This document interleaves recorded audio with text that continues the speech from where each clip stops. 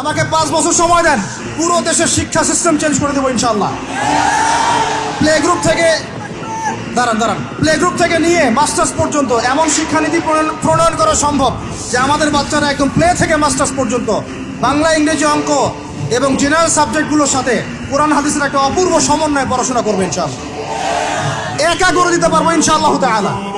আমাকে এরকম 100 জন শিক্ষাবিদ দেন, 100 জন আলেম ওলামা দেন, একটা প্যানেল করে দেন, পুরো দেশের শিক্ষা চেঞ্জ করে দেওয়া যাবে ইনশাআল্লাহ। যাদেরকে রেখেছেন এদের মাথায় গোবর আছে, যাদেরকে রেখেছেন এদের মাথায় টাটকা গোবর আছে। বইপত্রগুলোর অবস্থা দেখেছেন? বইপত্রগুলো ঘাটাঘাটি করেছেন?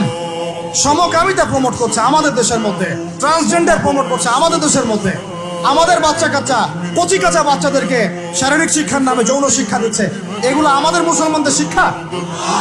এটা চলতে থাকলে দেখবেন অচিরেই কোনো মানুষ বাচ্চাদেরকে স্কুলে পাঠাবে না, এটা অরুচি ধরে যাবে। তখন কি হবে?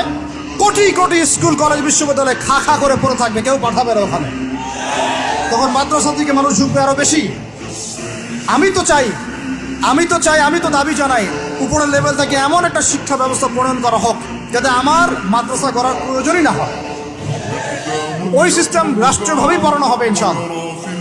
আপনি মালয়েশিয়ার দিকে তাকিয়ে দেখেন, আপনি এই যে ওয়েস্টার্ন কান্ট্রির মধ্যে অনেক কান্ট্রি আছে, অস্ট্রেলিয়ার মতো জায়গাতে আছে, ব্রিটেনের মতো জায়গাতে আছে, কোনো কোনো ক্ষেত্রে আপনি লেবাননকে দেখেন, ইয়েমেনকে দেখেন, জর্ডানকে দেখেন, কাতারকে দেখেন, সৌদি আরবিয়াকে দেখেন, অনেক কান্ট্রি আছে। ভালো কাজের তো প্রশংসা করতে দোষ নাই, দোষ আছে?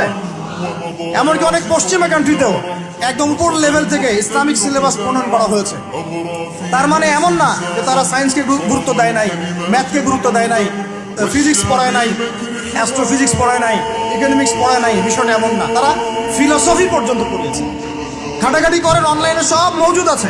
এমন শিক্ষানীতি প্রণয়ন করা সম্ভব একদম প্লে থেকে নিয়ে মাস্টার্স পর্যন্ত। আমার ছেলে ইমামতিও করবে, এদিকে বিমানও উড়াবে ইনশাআল্লাহ। আমার মেয়ে ডাক্তারও হবে, এদিকে দেখবেন হাফেজাও হবে ইনশাআল্লাহ। একজন মুফতি সাহেব, তিনি ফতোয়াও দিবেন, একই সাথে বিশ্ব অর্থনীতি সম্পর্ক জানবেন ইনশাআল্লাহ।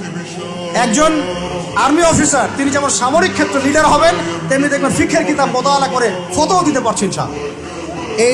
এই যুগটা এটা কোনো মানে স্বপ্নের যুগ নয়, এই যুগটা ছিল এক সময়। বেশি দিন দূরে যেতে হবে না, আপনি 200, 300, 400 বছর পিছনে যান, দেখবেন মুসলমানরা এমন সোনালী যুগ পার করে আসছে।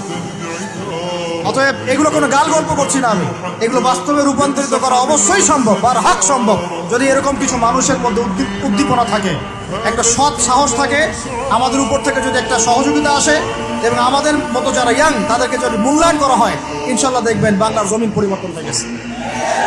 এই পরিবর্তন হলে দেশের জন্য কোনো খারাপের কিছু নাই, রাষ্ট্র পিছিয়ে যাবে না, রাষ্ট্র আরো এগিয়ে যাবে ইনশাআল্লাহ।